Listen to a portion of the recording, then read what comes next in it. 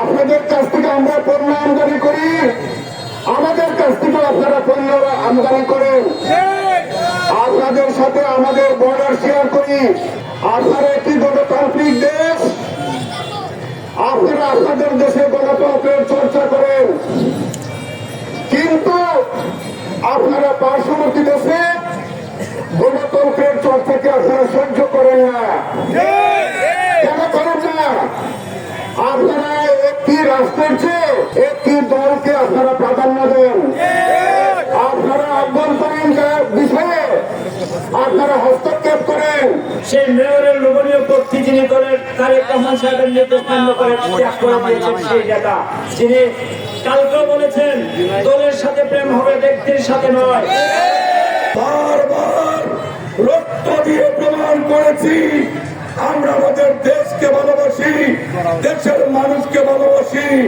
সেই জন্যই যারা লাপালাপি করছেন, আগরতলার আমাদের উপায় কমিশনারের কার্যালয়ে হামলা করেছেন, কলকাতায় উপায় কমিশনারের কার্যালয়ে হামলা করেছেন, বর্ডারে এসে লাপালাপি করেন, বাংলাদেশে আসতে চান, খেয়াল রাখবেন পূর্ব পাকিস্তান আমরা যারা বসবাস করেছি, পশ্চিম পাকিস্তানিরাও আমাদেরকে রুখতে পারেনি।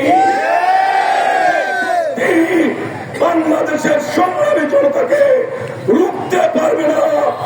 সঠিক, এই দেশে আমরা হিন্দু, মুসলমান, বৌদ্ধ, খ্রিস্টান, আমরা একই সমাজে একইভাবে আমরা পাশাপাশি বসবাস করি। সঠিক, আপনারা আমাদের প্রতিবেশী দেশ, আপনাদের সাথে আমাদের ব্যবসা বাণিজ্য আছে, আপনাদের কাছ থেকে আমরা পণ্য আমদানি করি, আমাদের কাছ থেকে আপনারা পণ্য আমদানি করেন। আপনাদের সাথে আমাদের বর্ডার শেয়ার করি। আপনারা একটি গণতান্ত্রিক দেশ, আপনারা আপনাদের দেশে গণতন্ত্রের চর্চা করেন, কিন্তু আপনারা পার্শ্ববর্তী দেশে গণতন্ত্রের চর্চাকে আপনারা সহ্য করেন না। কেন করেন না? আপনারা একটি রাষ্ট্রের চেয়ে একটি দলকে আপনারা প্রাধান্য দেন। আপনারা অভ্যন্তরীণ বিষয়ে আপনারা হস্তক্ষেপ করেন। একটি গণতান্ত্রিক ব্যবস্থায়, নির্বাচন ব্যবস্থায় আপনারা হস্তক্ষেপ করেন।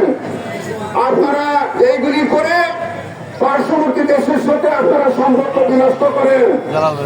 বাংলাদেশের মানুষ, বাংলাদেশের হিন্দু, মুসলমান, বৌদ্ধ, খ্রিস্টান, আমাদের মধ্যে কোনো সমস্যা নেই। আমরা সাম্প্রতিক সম্প্রীতি বজায় রেখে আমরা একই সমাজে আমরা পাশাপাশি বসবাস করি।